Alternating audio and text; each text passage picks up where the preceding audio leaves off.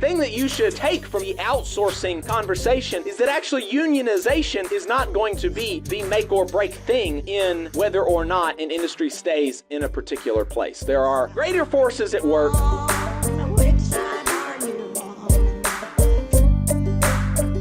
Another argument that they're using, so they've recently shifted tactics. They've shifted tactics, the anti-union forces in Alabama. Previously, it was, you have it too good already. You don't deserve more. Now do what I'm telling you to do and, vote against the union because you don't deserve more. That's what you should believe. You don't deserve more. That didn't work. They didn't really get the vibes that was working among the workers in Montgomery at Hyundai and Vance at Mercedes. So they're like, actually you do deserve more, and I'm fighting for you with the companies, hypothetically, in the event that hypothetically maybe you do deserve more. I'm fighting for you about these hypothetical, if there are issues. Another argument is the argument about offshoring, right? They're gonna move. If you unionize, they're gonna move. Now, of course, in these arguments, specifically as it relates to Mercedes, in particular, there is no accounting for the fact that Mercedes and Volvo and Daimler still produce in Germany, right? How do you account for the fact that these companies all still have manufacturing facilities in Germany where workers, obviously they make more money than American workers, but even more than that, they have more paid leave. Workers in Germany work months less than American workers. They don't have more hours off every year paid than American workers. They don't have more days off than American workers that are paid. They don't even have more weeks off than American workers who are paid. They have months more off of work that are paid. And yet somehow, and then that's on top of, they all have health insurance. They all have paternity leave, all of these things, it's going on in Germany. Significantly higher total compensation packages in Germany. And yet, they still produce in Germany. Volvo does and Mercedes does. How do you account for that in your, argument that, if Alabama auto workers in Tuscaloosa unionize, then it's going to be completely uncompetitive and they're going to move their investment. They're not going to invest in Alabama. It's they never account for that. And interestingly, something that they've been doing actually in this argument about, if you unionize, they're going to move, is they have been citing the example of the Alabama sock industry. Alabama was formerly the sock capital of the world. We produced more socks than any other country or than anywhere else in the world. Everybody got their socks from Alabama. And then after NAFTA and free trade and all of this, Bill Clinton and the Democrats and Republicans, all the sock production moved to Honduras. That's something that has, and it's fascinating to me that they are citing this industry because the sock industry in Alabama, for decades before it was outsourced, was non-union.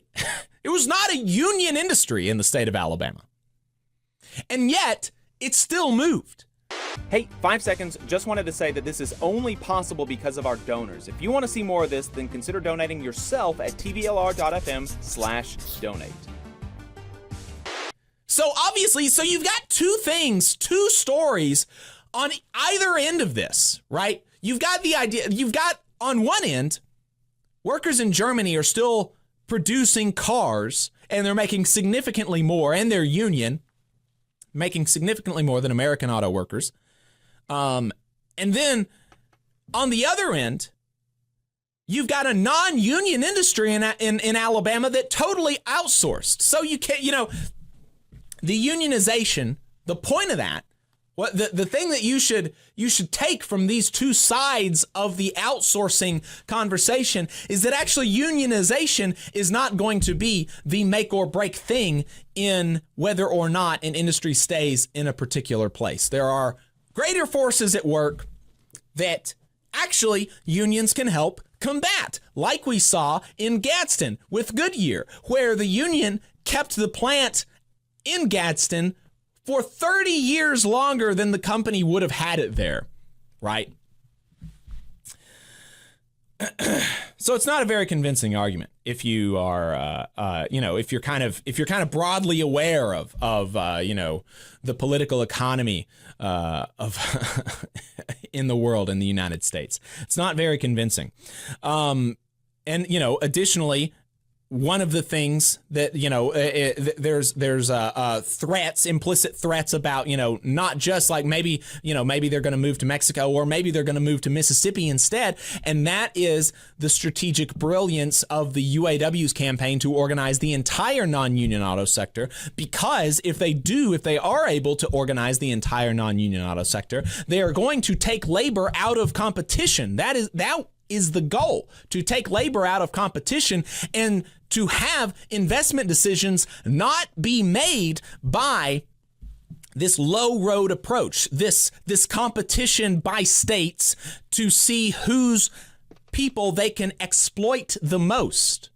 Right? That's the importance of unionization of the entire industry. And at the same time as they're doing this, they're materially supporting independent union efforts in Mexico with campaigns to raise wages and improve working conditions in Mexico. So again, not only are we taking labor out of competition in the South, we are taking labor out of competition across international boundaries. And internationally, we are standing together with workers in Mexico and Alabama and Germany and saying, we are all going to be standing in solidarity to support one another and see everybody's conditions improve.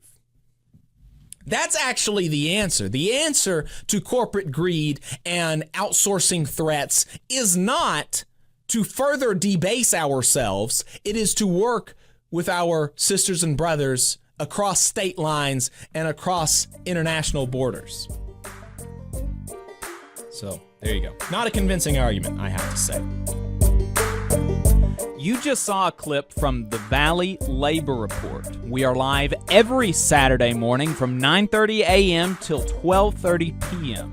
And we pride ourselves on keeping all of our content free to everybody so that we can talk to as many working folks as possible. If you support the work that we're doing, you think that it's important, you think that it's good, then consider making a monthly contribution to the project, and you can do that on our website, tvlr.fm.